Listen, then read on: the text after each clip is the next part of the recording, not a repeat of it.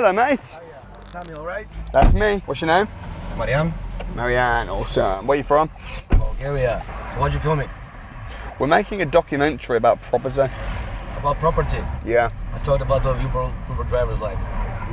About an Uber driver's life. We could do another one on that. So we've basically come to London with no money and are trying to buy a house with no money. That's impossible.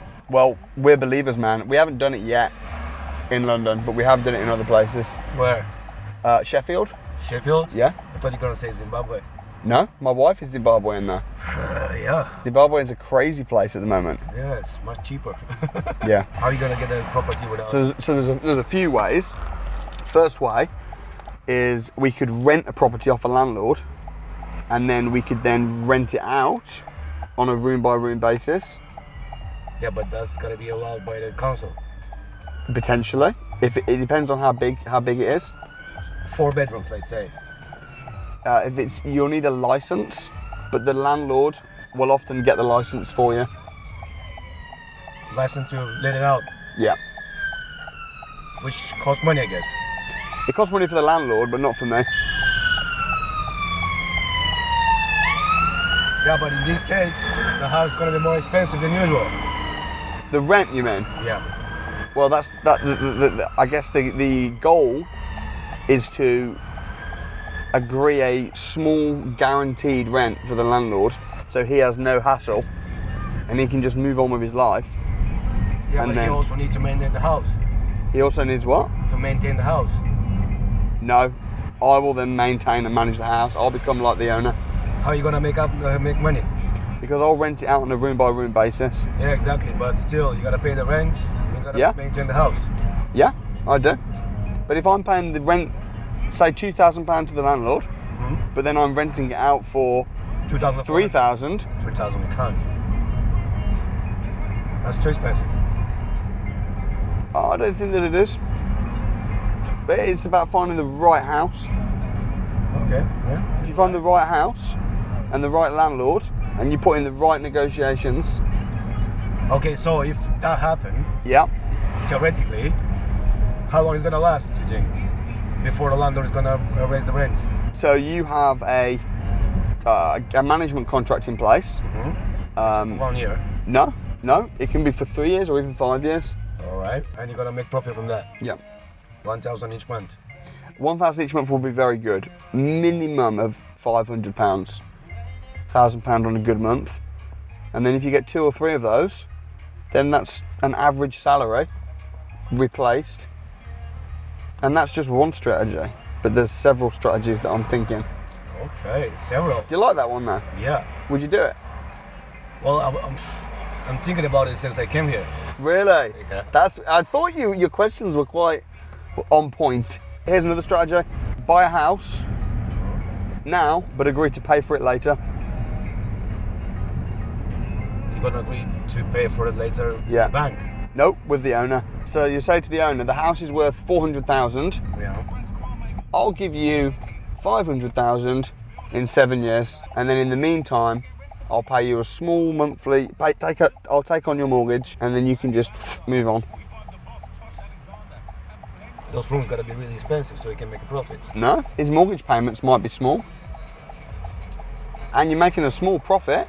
But then in 7 years, you have the option to buy the house. You either pay the rent for the landlord, or you either pay the mortgage. Yeah. Okay. Yeah. That makes sense. And then in 7 years, hopefully, the property will be worth a lot more, and then you'll have a fixed price to buy it. You like that one? Yeah. That's called a lease option agreement.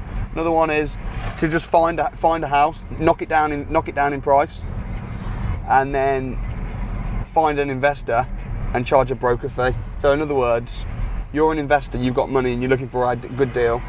I go and I negotiate and find a good deal, and then I say to you, hey, I've got this property, these are the figures. If you want it, you need to pay me £5,000. So you're getting profit only from the commission? Yes, just like a one-off. But then you can do that a few times, save that money, and then you can put that down into your own business. So you go bargain for the price of the house? Yep. You get commission from the investor? Yep. And I'll give you one more.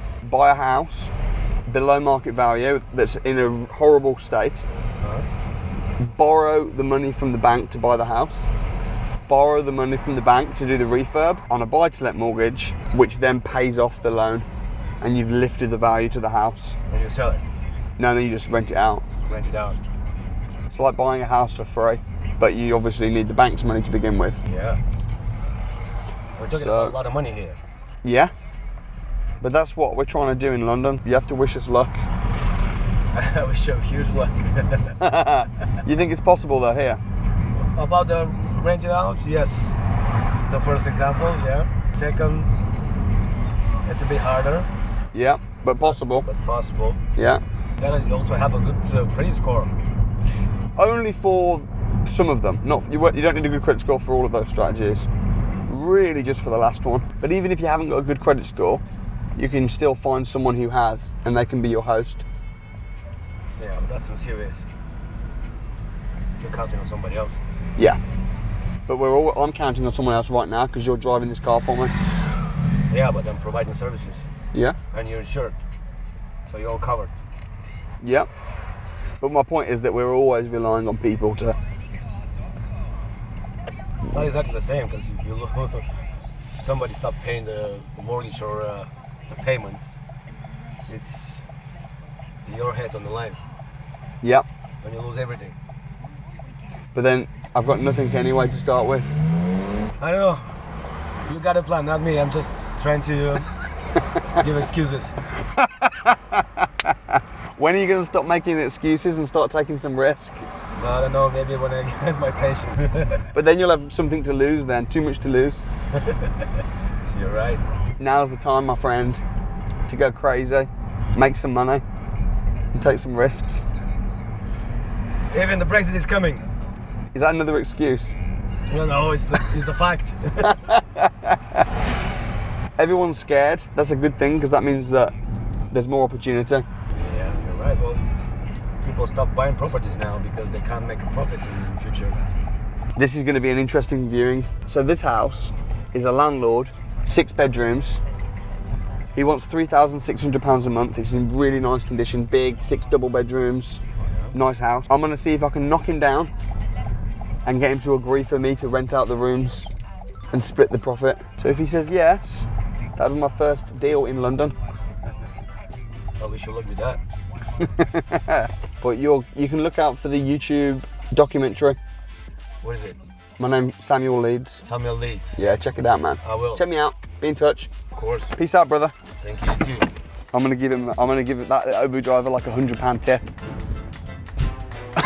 He's gonna go mad. It says it's got a limit of £13.42. That's annoying. That's wrong. That is wrong. 42. Ah well. It's still a good tip. Still. My name's Samuel Leeds, I'm a property investor. I don't own any houses in London. All of my houses are outside of London. And everyone tells me that London is really hard, London's really expensive. It's impossible to make money in London starting with no money. So we literally just my laptop bag, no money, just basic essentials for travel and things like that. I'm gonna see if I can secure a no money down property deal. So let's see what we can do in London with no money, without any knowledge of the area. Let's go. This is absolutely insane. Just leaving now, like, okay, let's go, but we haven't actually got anywhere to go to.